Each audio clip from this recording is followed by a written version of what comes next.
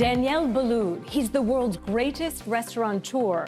He's won numerous awards, and his flagship restaurant, Daniel, received 3 Michelin stars, the highest rating you can get.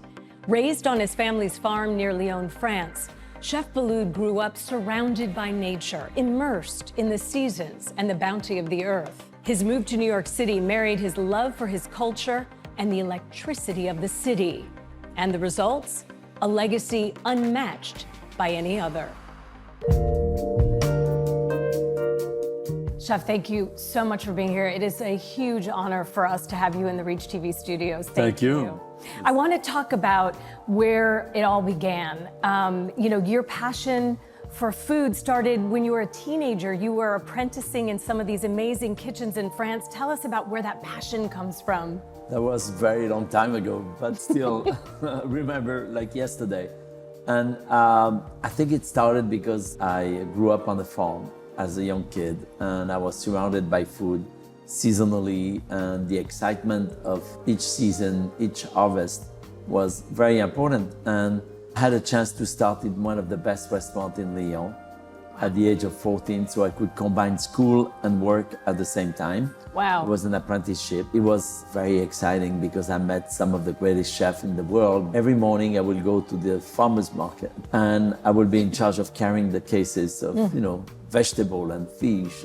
Growing up and seeing these fresh seasonal fruits and vegetables, how did that sort of shape the way you learned to become a chef? I think what shaped my vision of cooking was always following the season, for sure. I like to talk to our farmers, I like to talk to our suppliers, and we discuss what will be available in the next months or 2 that we can really put on the menu and we can highlight the peak of it. A lot of people for many years have thought of French cuisine as very fancy and a little bit fussy, but you brought it around the world and here to the United States, and you show that it can just be beautiful, unfussy food.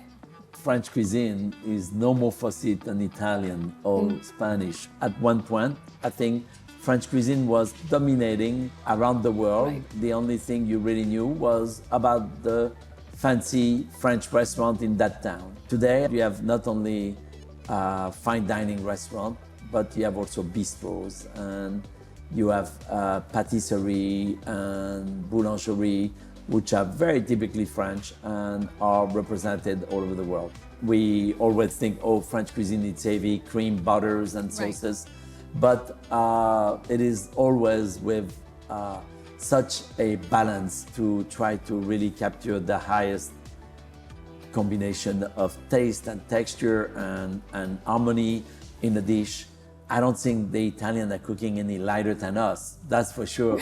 Because when I'm having my spaghetti carbonara, right. It's full of butter, cream, and cheese. And it's delicious.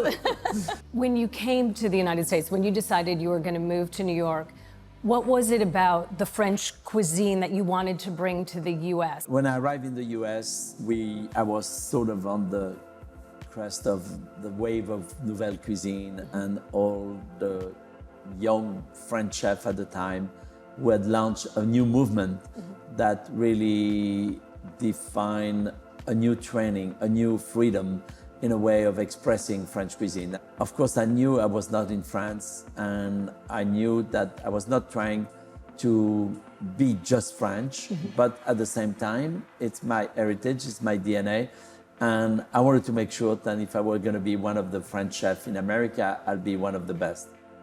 And boy, have you become the best. No, not the best. Yes, let's be honest. One of them, among many, and I had the chance to train a lot of young American chefs and even chefs from all over the world. And that, to me, is the biggest pride, creating opportunity for young chefs to be able to take advantage of my reputation, my connection, my power to raise money and help them grow. I think it's very important. So talk a little bit about how the basics of French cuisine and cooking really has influence on all kinds of cuisines and cultures around the world. Of course, and I think that's very important to note that it's certainly the blueprints Yeah. for cooking Yeah. French cuisine. And you see that in all the schools all over the world. But now also they're bringing new curriculum with, of course, Italian cuisine and Spanish and Chinese and Mexican. To be a great chef today, you got to decide which cuisine you want to cook, but you have to also understand, learn about technique, about flavor, about tradition of other cuisine. Talk about Le Pavillon. Le Pavillon, yes. Thank you. The new restaurant, because it's a beautiful new concept, but it's in a traditional space. I use a name that existed in New York. Yeah. In the 40s and 50s and 60s was this very famous restaurant called Le Pavillon. And it was really the restaurant would define fine dining in America. When I came to New York, I always heard the history of that restaurant, and I even worked with people who worked there, and they were always telling me stories about this era of French dining in New York.